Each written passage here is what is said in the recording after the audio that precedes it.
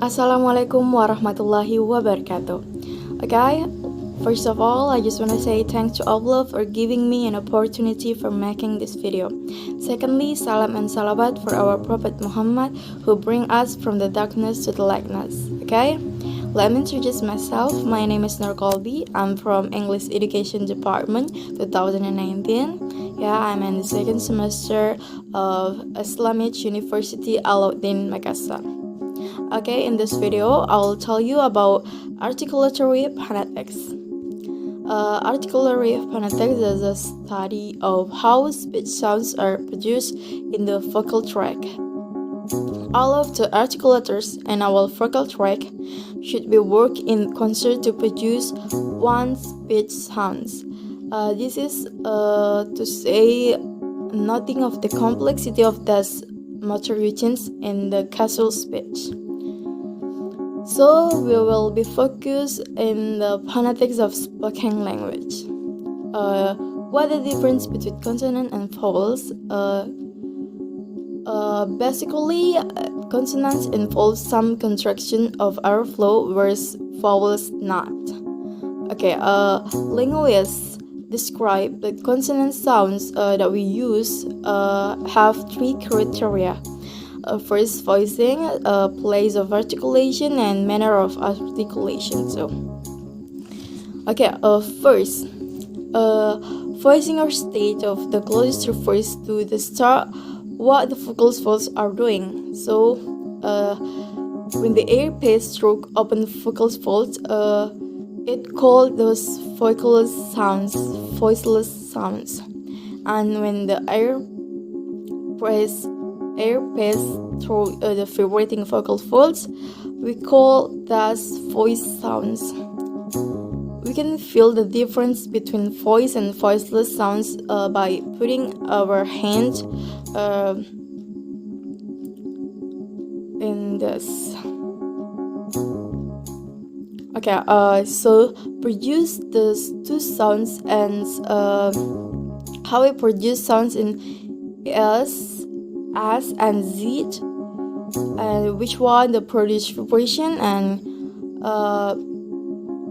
this is how we should feel that Z produce a vibration. So it's a voice sounds Z, whereas S doesn't put the vibration, so it's a voiceless sounds. And in the place of articulation refers to where in the vocal tract the contractions of airflow takes place. Like in the bilabial, sounds are produced with both lips, P, and B and me,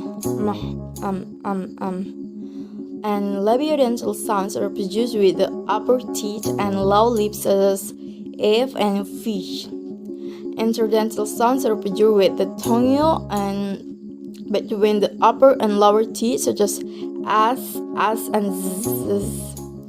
Alveolar sounds are produced with the tongue at or near the right behind upper front teeth, such as T, the, and S. And palatal sounds are produced at the hard palate of the roof of the mouth, such as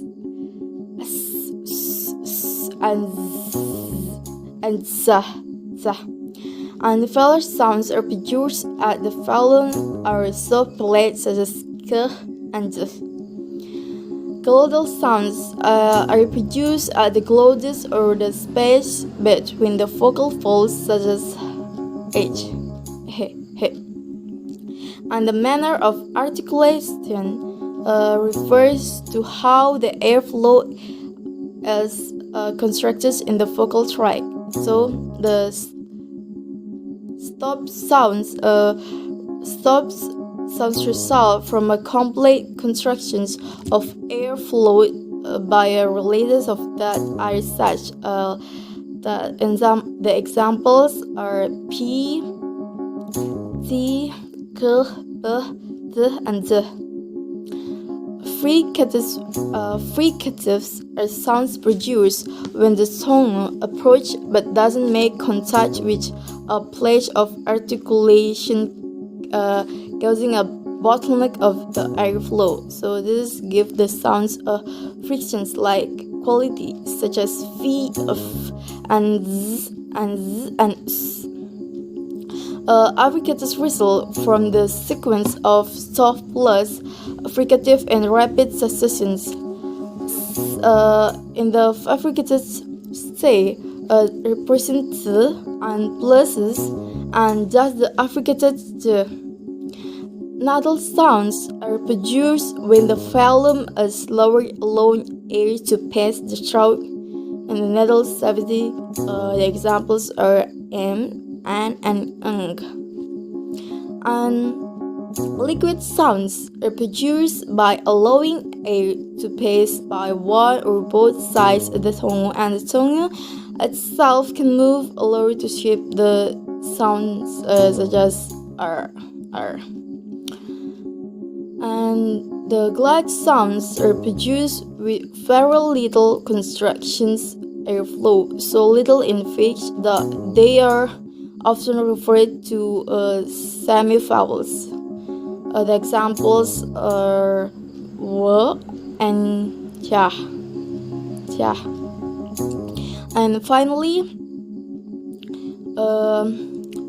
we have tap sounds. Tap sounds are involving rapid flick of the tongue to some place of articulations in North America English. So we only really have one tip, and that's the alveolar ridge. This discuss three criteria for articulation manner of articulations, and when linguists talk about consonant sounds, they do in the order. The example sounds as B, and it's considered a voice bilabial stop, and S is a voiceless alveolar fricative. Okay, a vowel. There are two types of vowel sounds. That there are monotone and diphthongs. Monotones involve one vowel quality, and diphthongs involve two vowel qualities. Linguists describe vowel sounds that how we have to rely on a different set of criteria for what we use on describing. So consonants consonant, because remember vowel do not involve the construction of airflow in the vocal tract, so our tongue doesn't approach an anatomical landmark like they do with consonants. So the three criteria that linguists use when describing vowel sounds are hey, vagueness, and rudeness. So let us talk about them. High refers to how high or low the tongue in the mouth when producing the vowels. The examples: consider the vowel sounds in I. We say both of those vowels in successions. You should feel our tongue up and down as you say, like I, A, I, A, I, A. In terms of how high vowels are describing, consider a high, mid, or low. So next, a vagueness refers to how far from the back the tongue when producing the vowels. In the hey, this can be tricky, so it should take some practice, but consider the vowels I and U. We say this vowels as the successions. We may notice that our tongue is moving forward and backwards as we say U, O, E. In terms of vagueness, vowels are either considered from front and central or back. So we should remember the I as high vowel, but it's also a front vowel. Okay, next, the third criteria that linguists give when describing vowels is roundness. Roundness means whether or not the lips are rounded when producing the vowel. This is something that's very easy, as we can feel and see when we're producing rounded sounds, or when the person that we are describing talking to producing a rounded sound. So it may take two sounds that we just use, I and you. U, as we can clearly see and feel, is a rounded vowels, whereas it's not rounded vowel.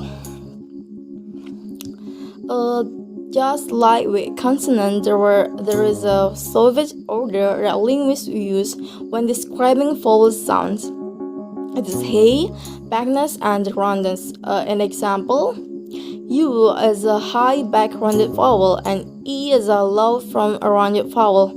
So we should remember that so far we have only talking about monotone vowels. So if we want to categorize diphthongs in terms of this criteria, we must do so for by starting vowel quality as well as the ending vowel quality. Yeah, I think that's all that I can inform to all of you. I hope you can understand what I'm talking about, and I just want to say thanks to Allah, and of course my family and my friends, and big thanks to our lecturer, Sir Kahar. Thank you for giving this us for final projects. So that's all for me. Sorry for many mistakes, and wassalamualaikum warahmatullahi wabarakatuh.